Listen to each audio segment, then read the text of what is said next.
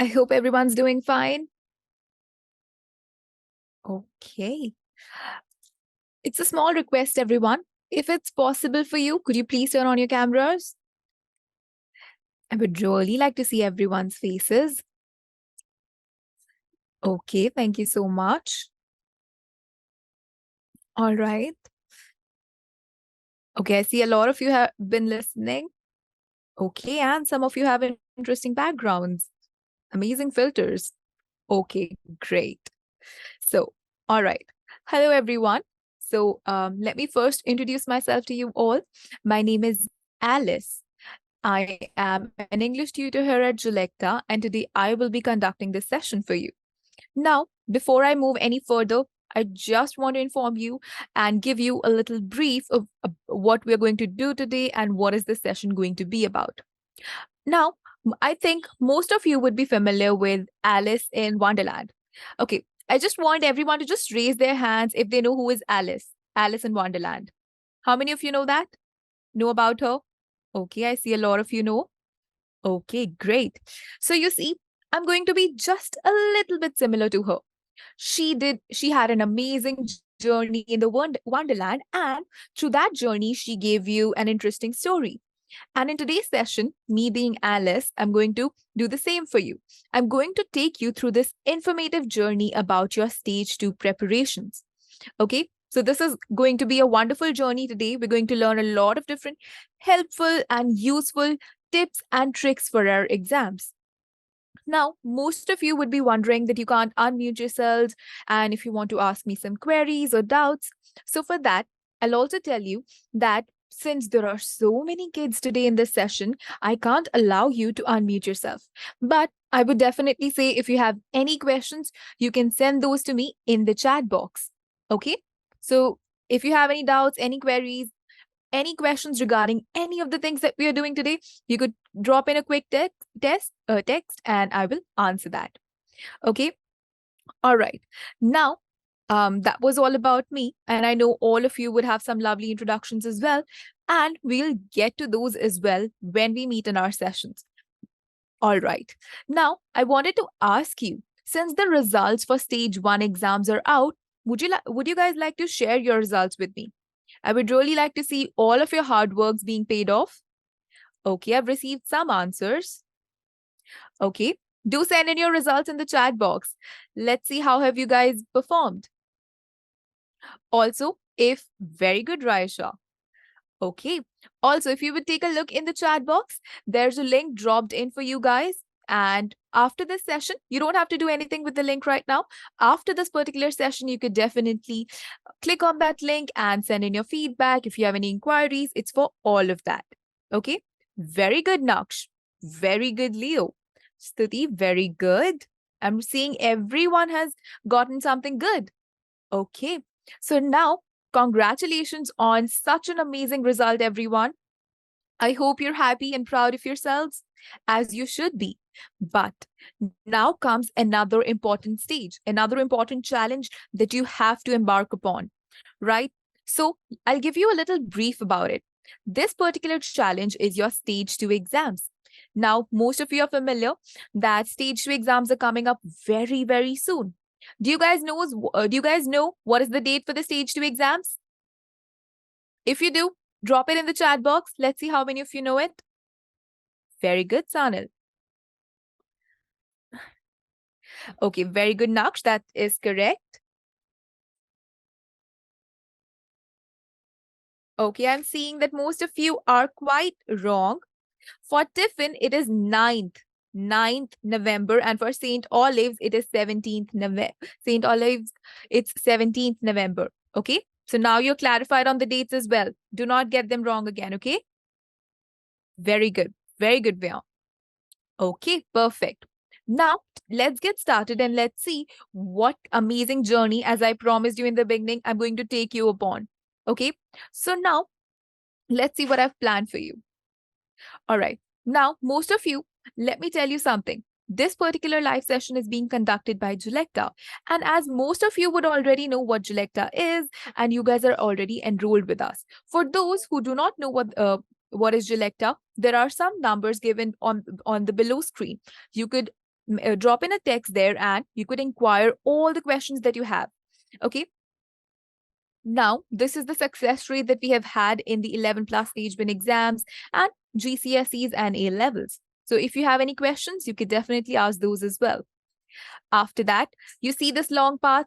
This is the same path we have to walk on together. We have to follow these teaching methods that we're going to take up in our sessions, and we are going to get to our success of the stage 2 exams that way. Okay. Now, the contents that we are going to take up, those are going to be the most important ones. The innovative teaching methods we have, the academic areas that we're going to excel in.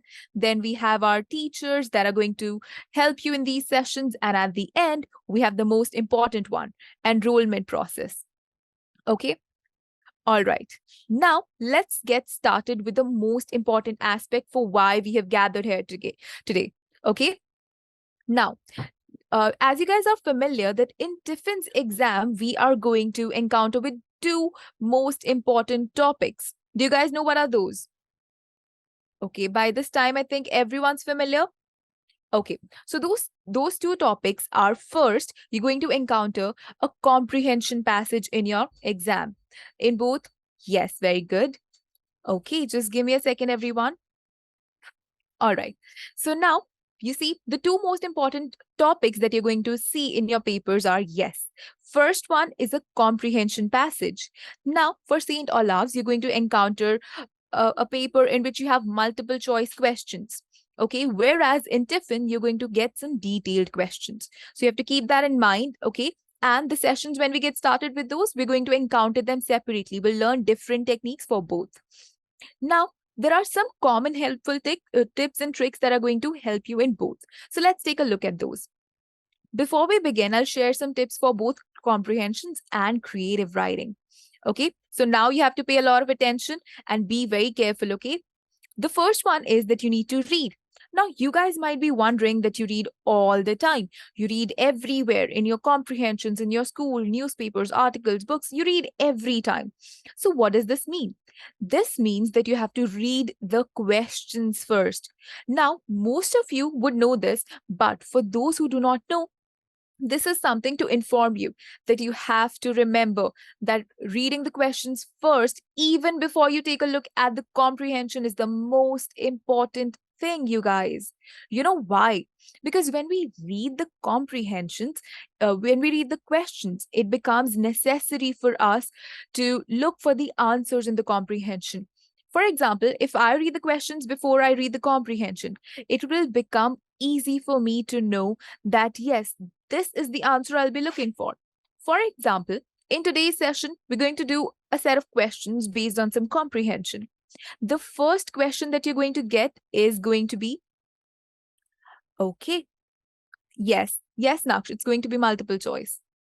Okay, so the first set of question is going to be that where is the story taking place? You see, now, how would I know where is the story taking place, or do I even need to look for the place in the passage? How would I know all of that? If I would have read the questions first, only then could I tell that, yes, I need to look at this. And you see, this becomes an easy trick for me to mark my answers in there. I could just mark the place and put number 1 up there. And this way, it would save me some time, instead of going back and reading the comprehension again just to find that one answer. It will be so much easier and sorted for me. Okay. No, love, it's going to be detailed. To Hinesh, it's for Tiffin, it's going to be detailed. St. Olave's is going to be multiple choice. Okay. All right. Now, after that, so the first step is going to be that you have to read the questions. I think that's clear to everyone. Could everyone show me a thumbs up if it's clear? Very good. Perfect. All right. Now, the second step is going to be that we need to focus on reading. You're going to take some time and read the comprehension. Now, that is something everyone would do, right? So how are we going to do it different?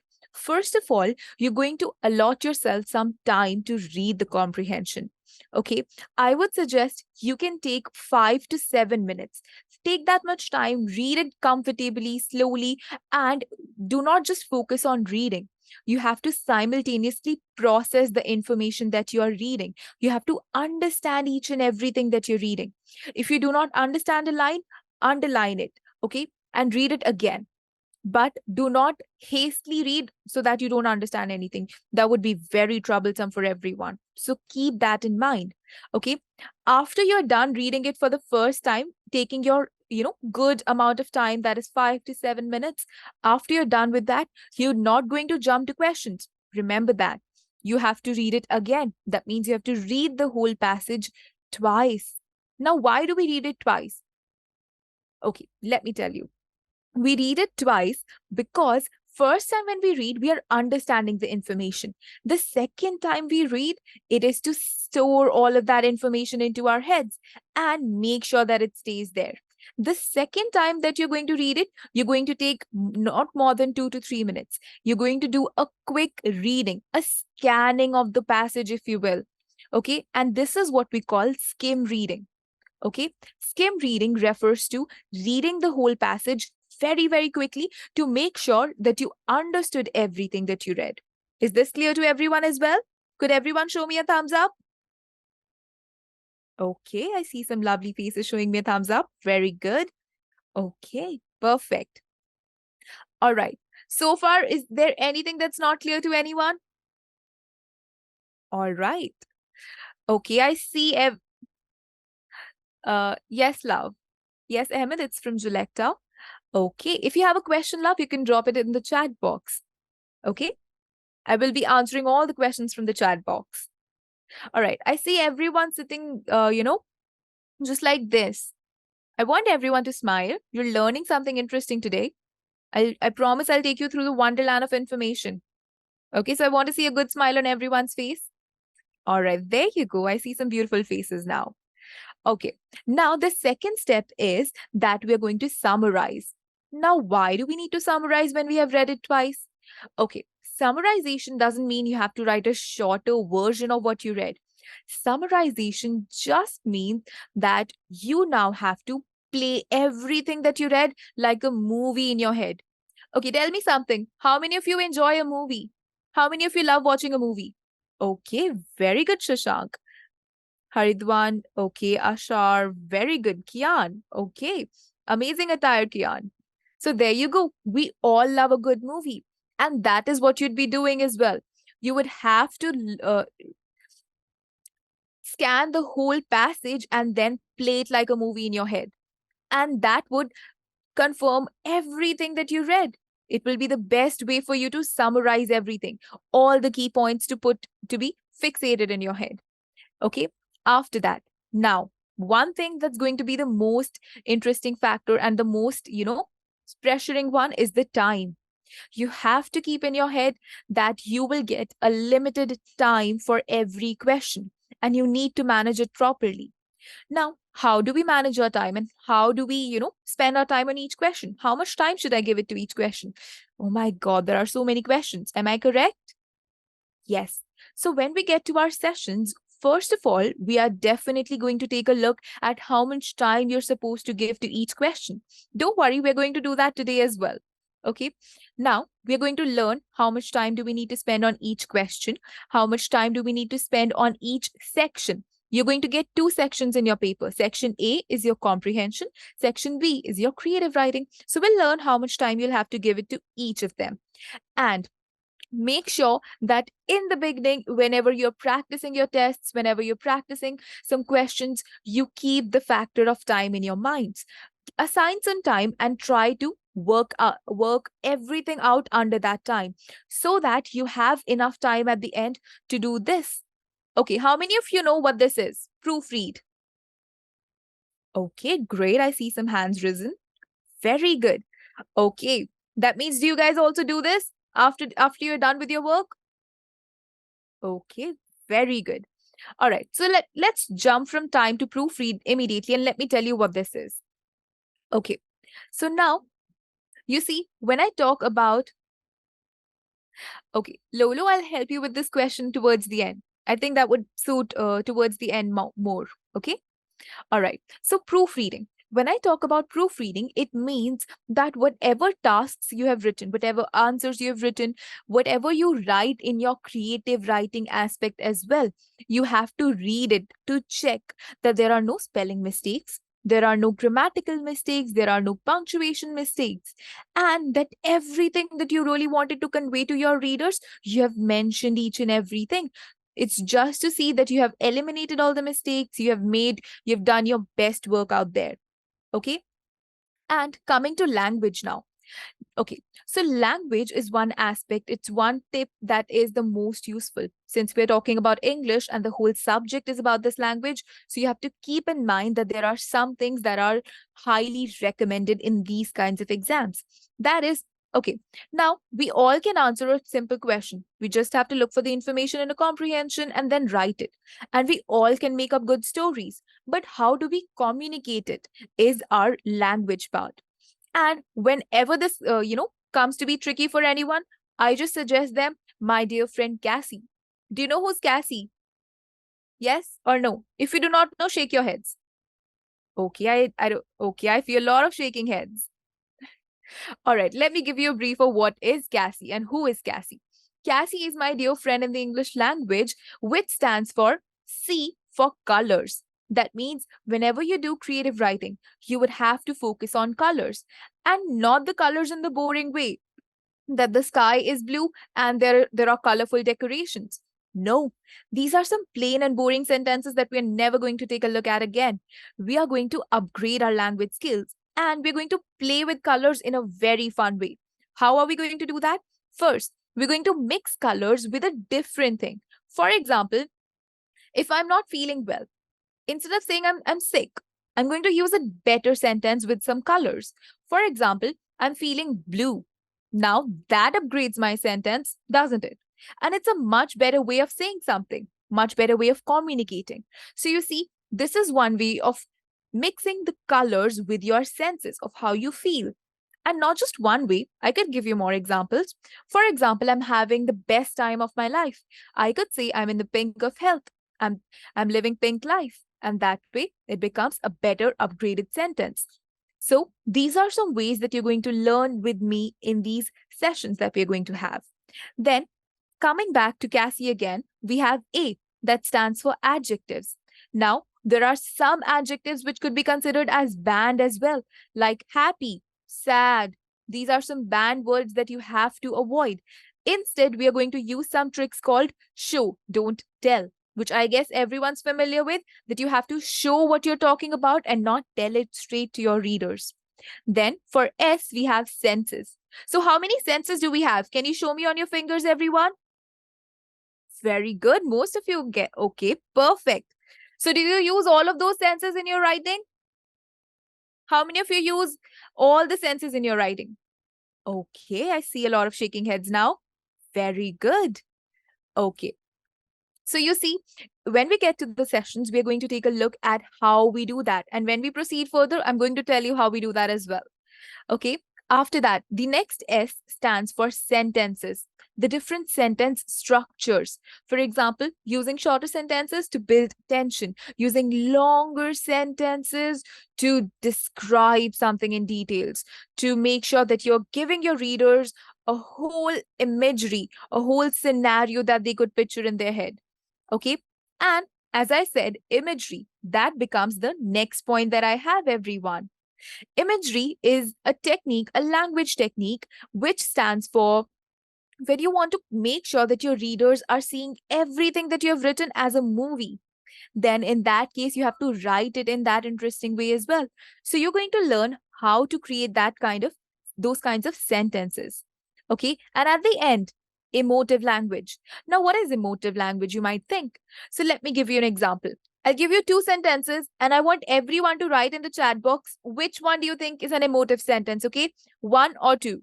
The first sentence is that you say, the council shut down the children's playground. Now, I don't see any emotions in there. Let's try the second one. The cruel council shut down the heartbroken kids' playground. Do you see some emotions in the second one? If yes, send the second sentence in the chat box. Just write two in the chat box and I'll understand that you chose the second one. Okay, very good, Stuti. Very good, Shravan. You see, now everyone's understanding what's emotive language. Perfect. And you see, we are going to see how to use all of these in our devices, in our writing. Okay. All right. So these were some basic tips that apply to both comprehension and creative writing. But now let's take a look at both the aspects separately. Okay, so here you go. Now, the first part that you're going to encounter, the section A, is your comprehension.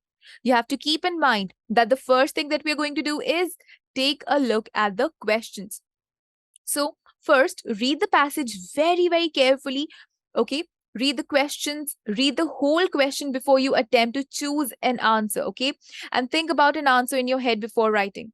Make sure that you are reading the questions carefully, make sure you're reading the passage carefully, and before you answer, you read the question again. Okay, then mark all the important phrases for each question.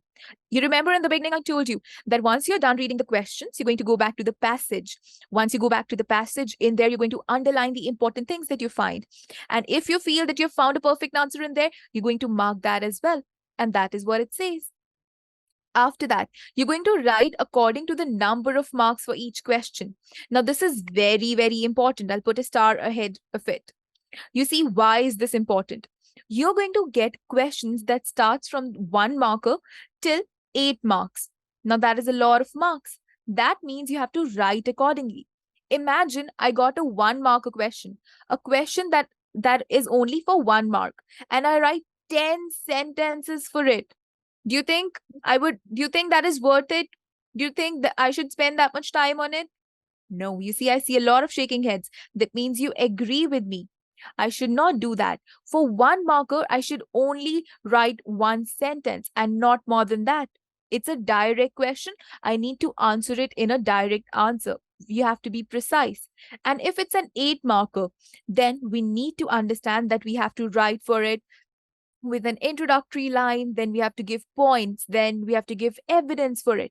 Evidence means the phrases, the quotations that you're going to copy from the text, and the explanation for it. So basically, your PEE method, point that you're going to make, then your evidence for it. How can you make that point? And the evaluation for it as well. Then go back to the passage and skim read to work out your answers for each question. If you feel that you still need to read it again, or you might have forgotten where is the answer, you could do a quick skim reading again. Okay, it's never a no to skim reading. You can always do that, but just make sure that you're being very, very quick. Okay, and at the end, don't let any questions unanswered.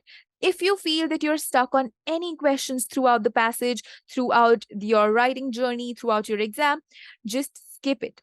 It's no big issue. You can skip it for a while. Once you're done with all the questions, give it a minute, see if you can answer it. If you still can't, take an educated guess. But I think you guys are brilliant enough. You guys have all cleared your stage 1, so you all can do it. So feel confident and you all would know the answers. Okay, just see what would be the most logical explanation for that and try to write it in a better way. And mark all the questions that you. If you feel that I need to come back to this question and I need to check its answer again, then all the other questions. Don't spend too much time on one question sitting and thinking that I'll get the answer of it if I just give it more time. You would be losing the time for other questions. Okay. All right. Now let's do the section A. That is your comprehension. The comprehension that I've chosen for you guys is an interesting one today. So I hope everyone's going to like it. Okay. So the name of the passage is The Mysterious Disappearance at Oakville Manor. Okay. So let's see. How many of you have read it before? Is there anyone who has read it before? Okay. Let's see if it's the same one. Okay. Now, in the quaint, do you guys know what's quaint? Okay. So quaint is basically when you talk about something that's, attractive or unusual because it seems to belong to the past. Something that belongs to the past that is very attractive. So in the quaint little village of Oakville, nestled Amidst rolling hills and emerald meadows stood the stately Oakville Manor. This grand mansion was the pride of the community, not only for its exquisite architecture, but also for its illustrious history. So far, it's giving you the description of the place. This little village of Oakville that has this beautiful manor and it has an illustrious history. Now, the manor had been home to its prestigious Covington family for generations.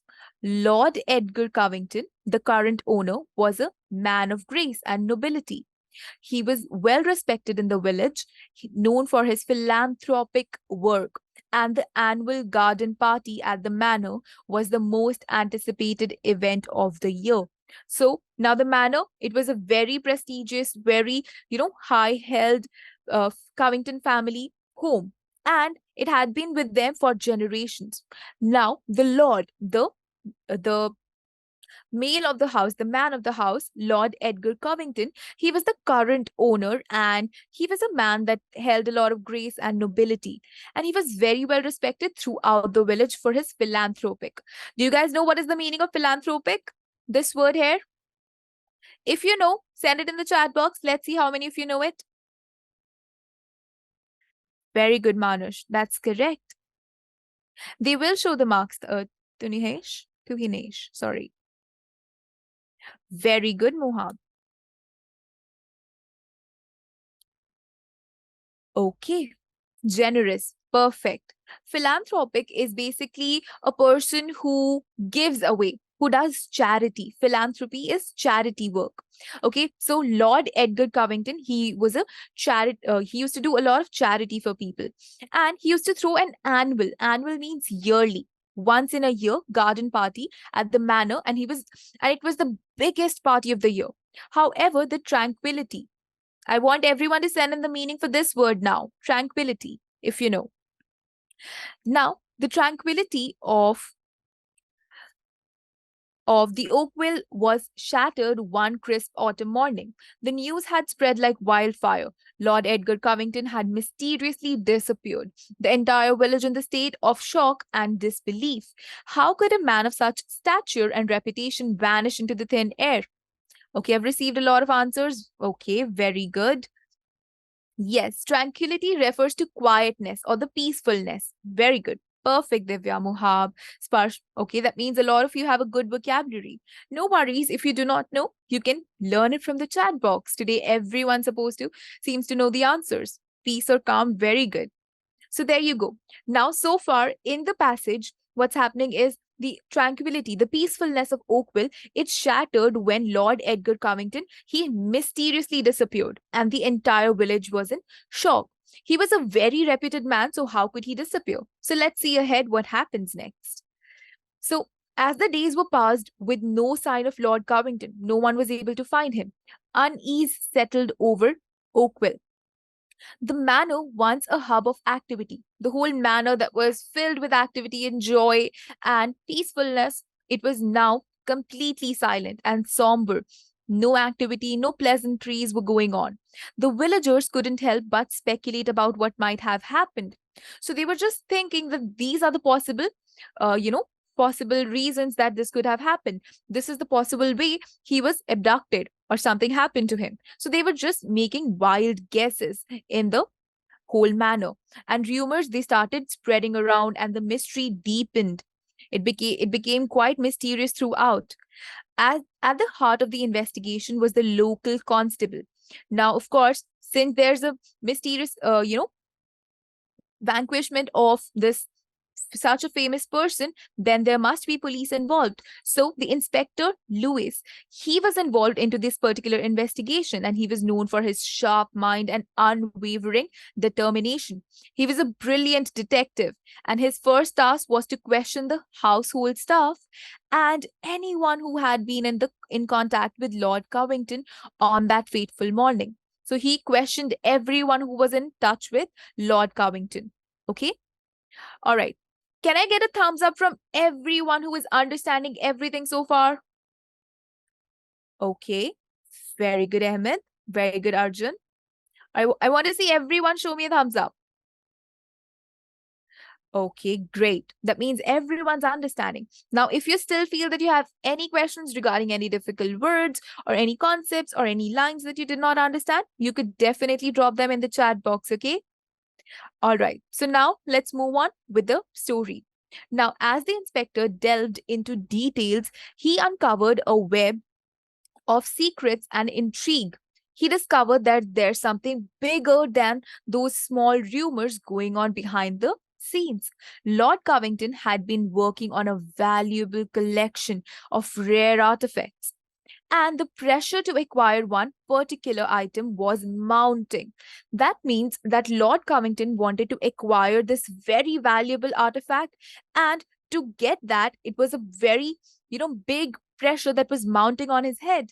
And he has also been in contact in negotiations with a very wealthy buyer who was willing to pay an exorbitant sum for the artifact. So there were a lot of buyers who wanted to pay very huge sums of money to just get that artifact. It's the first one, Yadi. Okay. Could this have a motive for his disappearance? So do you think this was the motive for his disappearance, for Lord Covington's disappearance? Well, that is one speculation that now we are making as well. Let's see what happened next. Additionally, the manor's caretaker, Mr. Harper, had recently fallen on hard times, and his financial desperation was no secret. Could he have played a role in Lord Covington's vanishing act? Now, there comes another reason. The caretaker of that particular manor, he was going through a financial desperation. So, do you think he would have done that? There comes our second doubt. There comes our second possibility and our second suspect. The villagers themselves were not immune to suspicion. The desire for the valuable artifact was not limited to Lord Covington's circle. So it wasn't limited to just people who were around Lord Covington. It was spread out to the whole village, and all the villagers were also a great suspect in this particular crime scene. Now, greed and ambition had taken root, and the promise of wealth had cast a shadow over the once idyllic village. So the idyllic basically means the prestige village where everything used to go right, where everyone was friendly and pleasant. Now, Inspector Lewis was determined to solve this case and bring justice to Oakville.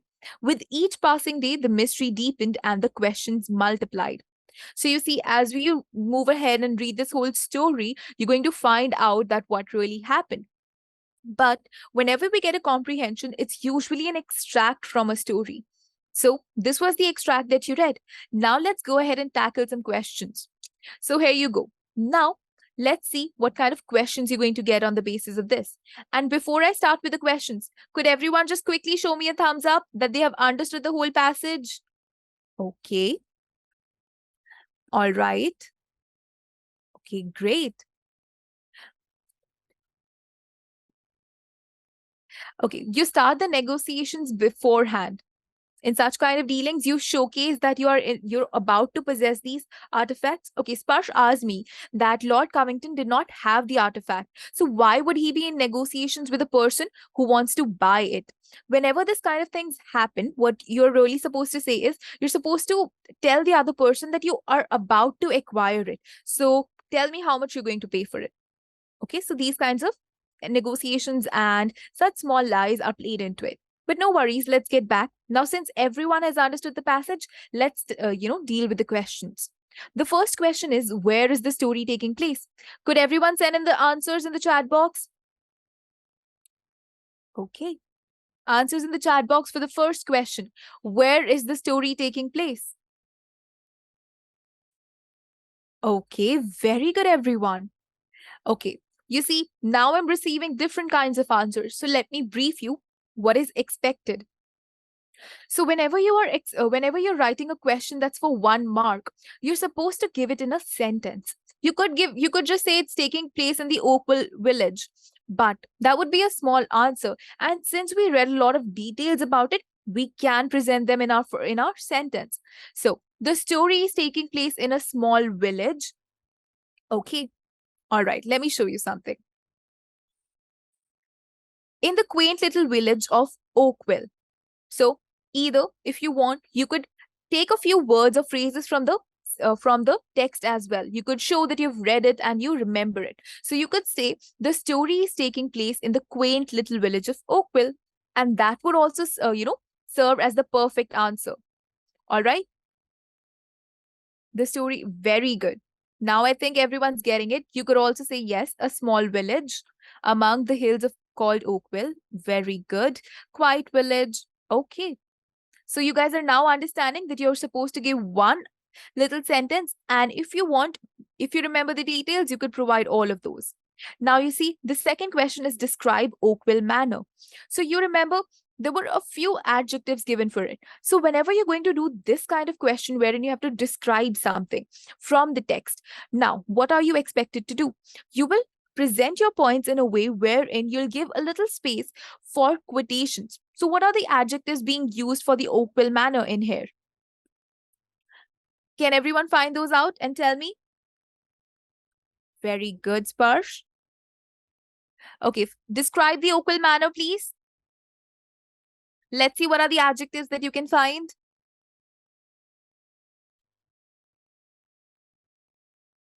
Okay, I've received some answers. No. Philanthropic, no. Grand, okay. Okay. The manor was the home to this prestigious Covington family. And yes, okay. It had a garden party every year. Perfect. Illustrious giant. There you go. Now, you would have to refer to some words from the text. And how do you do that?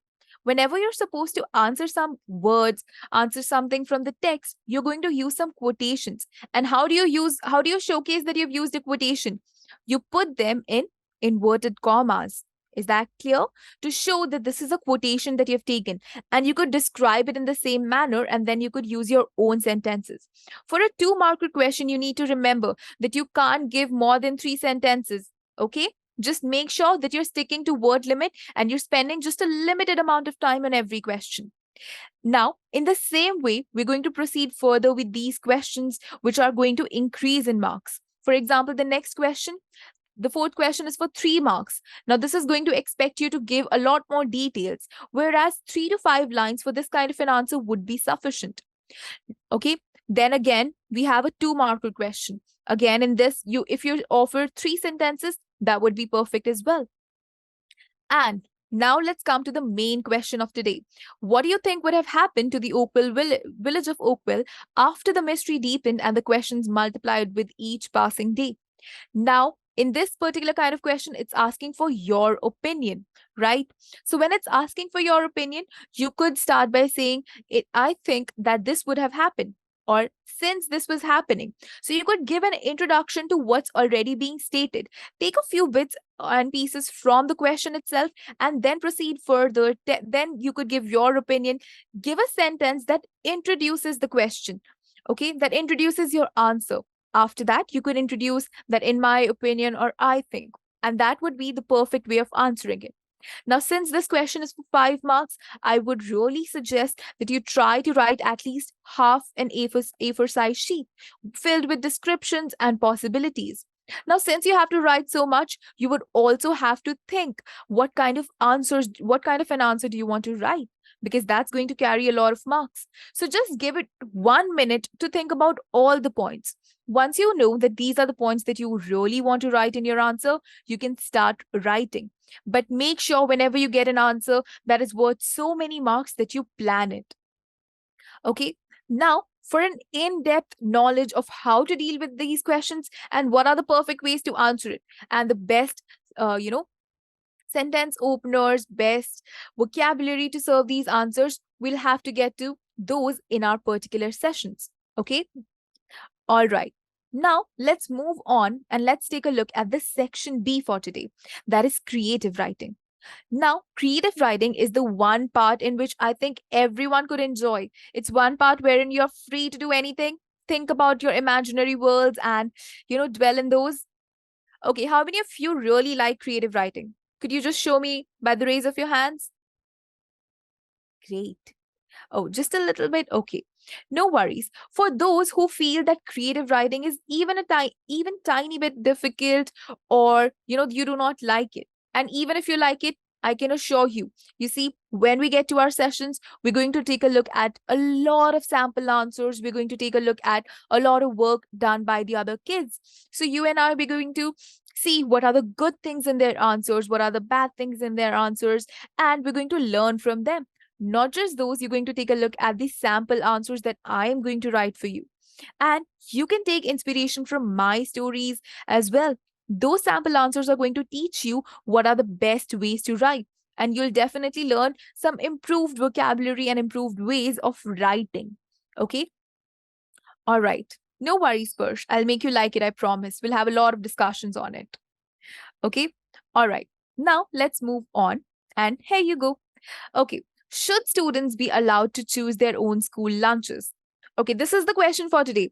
So, if you feel yes, they should be allowed to choose their own school lunches, send a yes in the chat box and let's see how many of you agree with it.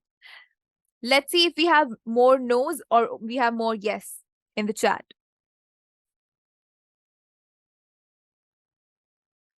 Okay. All right. Okay, I'm receiving mixed answers, but mostly yes. Okay, so you want the freedom to choose your own lunches. I get it. Now, imagine if you're choosing the yes side, you would have to present points. Why? Because if I just say yes, I should be allowed to choose my own lunch as well. What is the reason? Why should I be allowed? That's the bigger question, no? So, what are we going to do in that case? So, you would have to think about a few important aspects. For example, why should students be given this choice to pick their own school lunches and how can it benefit them? So, in such a case, whenever you get a topic in our sessions, you're going to learn with me how to frame such a question. You're going to learn with me that how do we deal with the creative writing in a manner that's unique and that is going to serve you with a very amazing and interesting answer.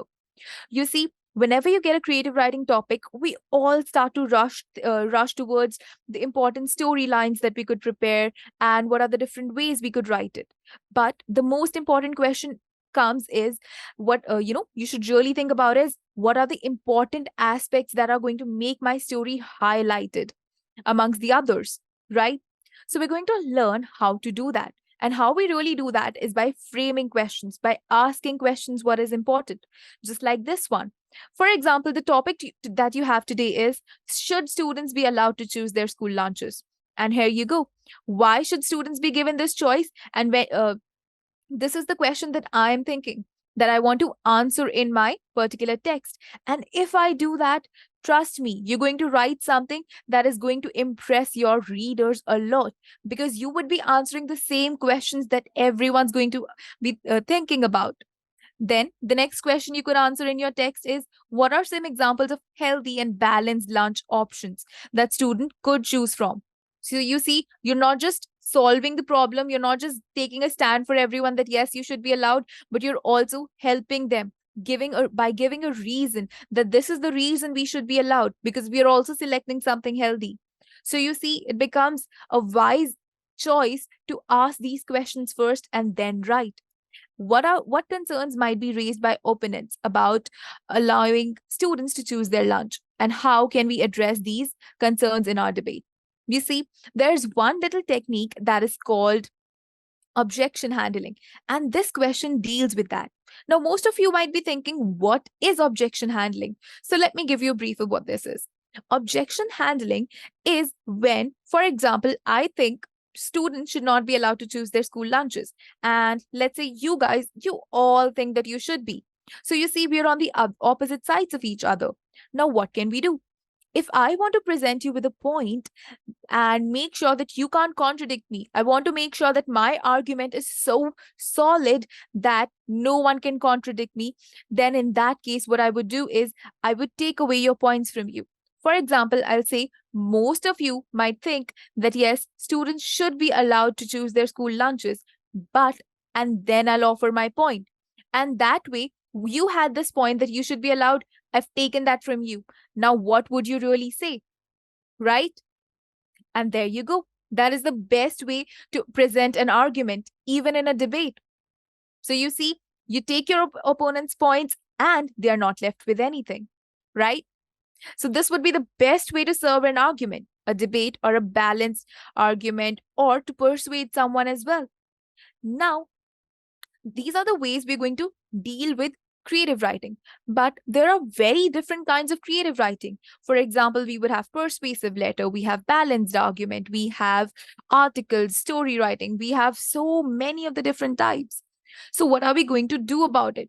When we get to our sessions, we're going to tackle each and every particular topic separately. We're going to deal with them using separate, specific topic related tips and tricks. We're going to see sentence openers, fronted adverbials, expanded noun phrases, vocabulary, and the formats for everyone in each designated class. Okay. Now, just one more thing that I think would help you a lot, the debate writing tips. The first and foremost is to choose a side. You need to pick a side that are you standing with the argument that's for, or are you standing against it, that you are opposing it. And once you do that, just do it when you are reading the question. Once you do it, stick with it, think about the points that are important and go with it. Okay. Now, how do we go with it that simply? In order to do that, you need to first make a plan. Okay. So planning is the most important thing. You need to keep in mind that you're giving at least 5 minutes to planning. And once you plan, then you can give the rest of the time to your writing skills. Because whenever you do not plan and you start writing immediately, then in that case, you see what happens is you spend more time than you were supposed to on writing. And sometimes we can't even complete it. So we're going to learn how to do that, and we are going to set timers in our session. We're going to have good discussions about the topics, and I'm going to help you with creating such good points in your writing as well. And after those discussions, we'll set a timer and you could start writing. And after writing, we will also discuss the ways to improve ourselves. So you see, every time I will have your back. So I will always be there with you. I will always be telling you how to improve. And together, we're going to get the best scores in stage 2 as well. Okay. Now, getting back, the second thing. In the second thing, you need to remember that whenever you're writing, you have given it a specific time. For example, when I write, what I do is I give a specific time that I'm going to spend only 5 to 7 minutes on writing my first paragraph. That's it. And if I exceed it, that means I'm taking time from my second paragraph, and I can't do that. So I keep a timer with myself, and I'm going to teach you how to do the same thing. All right, let's get back to planning a little. You see, in planning, I'm going to tell you one more thing. I'm going to teach you one more thing. That is how to plan, because that is the most significant thing. How to plan means that you have to plan your introductions. You have to plan your body, and you have to plan your solutions as well.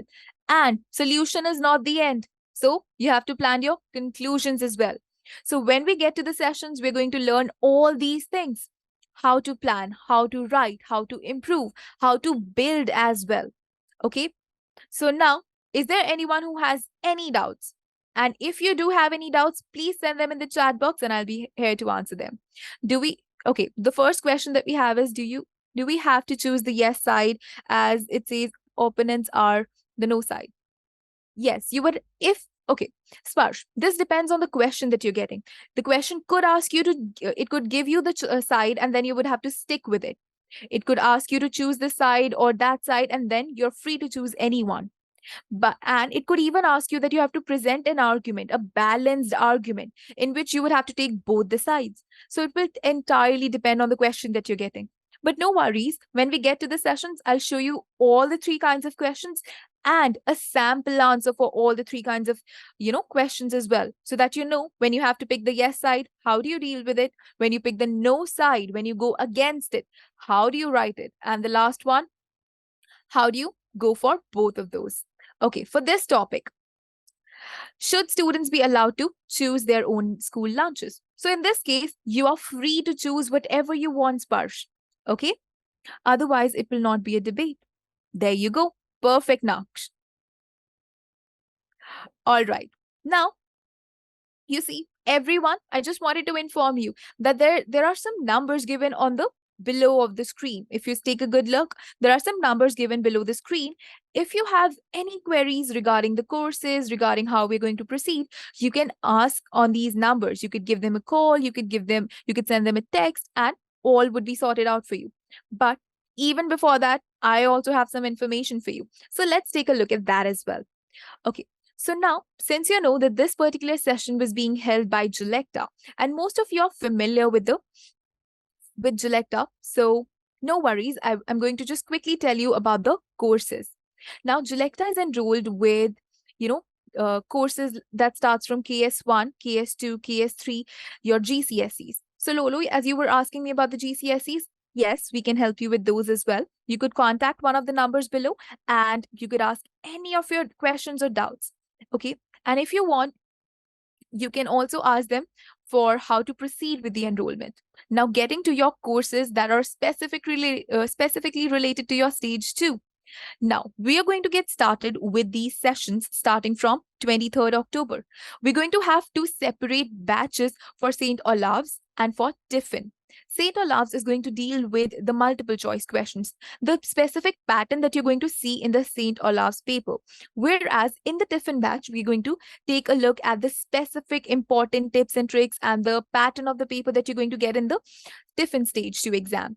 Okay, so everything is very specified, specialized in both the aspects. You're going to get mock tests, 7 mock tests. After each session, you'll get a mock test and you will also get the answer keys to those. So that means once you practice it yourselves, you can also check your answers if you're writing it up to the mark or not. Okay, then all the sessions that you're going to have in these courses are going to go according to a specially designed curriculum that is going to give you time enough for every topic. Now you might be thinking we just have 2 topics. My dear, let me inform you, no. Yes, you do have 2 topics on the wider aspect, but when you go in depth, comprehension is not just one kind of comprehension that you're going to receive, because you could have a fictional comprehension, you could have non-fiction, you could have different questions, inference, deduction, you could have so many types of questions in there as well. So when we get to these sessions, I'm going to give you tips and tricks and little hacks how to deal with them. I'll provide you with a proper language format, how to write these answers as well. I'm going to teach you how to deal with them if you are stuck somewhere, how to take an educated guess if you might find a question difficult. Although after these sessions, I don't think you would need that, but still, I'll prepare you in all the aspects that are necessary for this exam. Not just that, after that, we have creative writing. You see, creative writing, as I already told you, is divided into a lot of aspects. You have story writing, continuation, you have debate, as we just saw, that is balanced argument as well. You have persuasive letter, you have articles, you have recounts, and you have so many more things. So all of those things are specifically divided in the curriculum in a manner that you are going to get enough time to learn those important aspects of each and every topic with me, and you also get to practice those with me in the session. And not just there, but you will also get a mock test for your home so that you could practice after the session as well. And I think practicing it with me and practicing it at home and then having a mock test at the end of the sessions, then having a doubt session wherein you could ask me all of your questions related to any of the topics that we have done would definitely do you good, would definitely help you a lot now, isn't it? Right? So these are the ways we're going to go about it. Not just this, but you're also going to get mathematics as well. So advanced mathematic topics and techniques, creative writing topics and techniques, and sample answers to take inspiration from, to learn vocabulary from.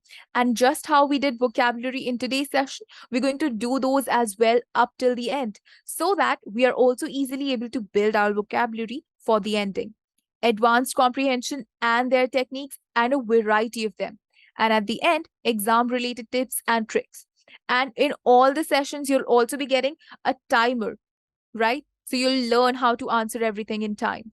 Okay, so let's take a look at the chat box. Everyone, go ahead and take a look at the chat box. In there, you have a message wherein you could share your valuable thoughts about this session. So do share your feedbacks. I would really love to see how you felt about this session. And did you learn something important or new in this session?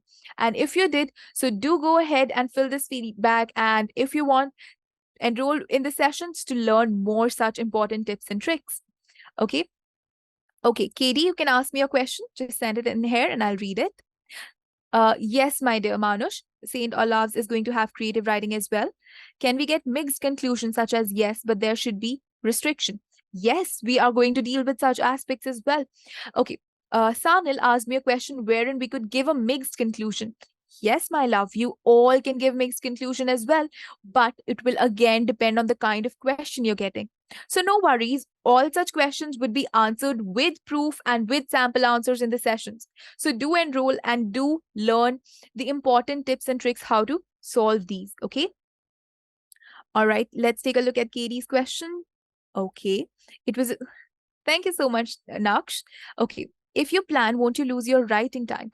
No, love. Okay, so Katie asked me this question that I really think it should be addressed for everyone. How many of you feel that if you're spending some time on your planning, you're wasting your writing time? How many of you feel that? Raise your hands quickly. Okay, I think a lot of you. Okay, I'll tell you something. When most of the kids do not plan, suppose I've given you a story about a child who finds something amazing one day and his life changes. You have to write a story about this topic.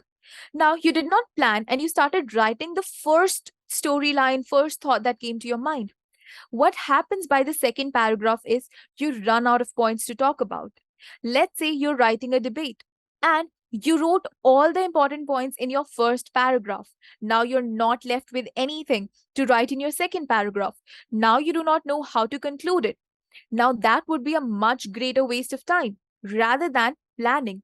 Planning is not a waste of time if you do it with proper technicalities, if you do it in a proper manner. And that is what really matters. If you spend your time planning and thinking that, okay, I'll write this, I will think about it later, then definitely planning is also a waste of time. But once you get to the sessions, I'm going to teach you how to plan. I'm going to give you a planner, a mind map to fill.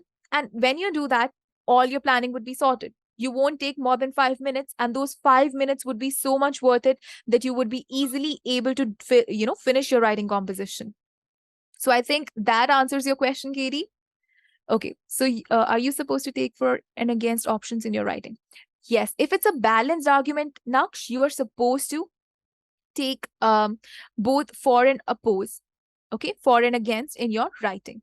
In the GCSEs, my love, you can talk to the team. They're going to give you a briefing about how we're going to go about it. We're going to do mock tests. We are going to do a lot of tips and tricks in there as well. We're going to practice in the sessions. We're going to follow a proper curriculum, which is going to help you with your GCSEs. It's a proper GCSE-based curriculum that involves each and every aspect of it. The whole curriculum is nationally, UK-based. So everything's covered. So you can definitely go ahead and book a demo session and it'll be very helpful for you, Lolo. Are there gonna tests for debating? Yes, there are going to be tests. Okay, no worries, Katie. Thank you so much, Sparsh. Okay. I think Sparsh gave me the best review. Okay. Naksh, what was your question? Okay, I'll just go up and see. All right. So now this is going to be it for today's session.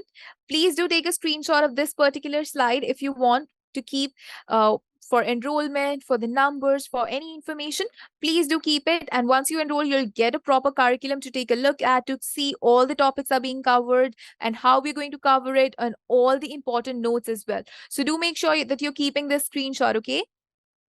Welcome, Manish. No love. Shravan, St. Olave's is not going to have detailed ones. Okay, but it is going to have a specific set of grammar questions. So you would have to be very tactical in those. No, Shravan, detailed won't come in there. All right. So I think I've answered all the questions today. Now, if you still have any more questions, do fill in the feedback, do enroll, and do learn more important tips like these. Specifically, topic-based tips, okay? All right. Now, this is it. So we're going to meet next time. So goodbye then. Yes, Leo, there is a possibility. And we will take that in our sessions as well. Okay. Goodbye, everyone. Take care. Have a great week. Goodbye.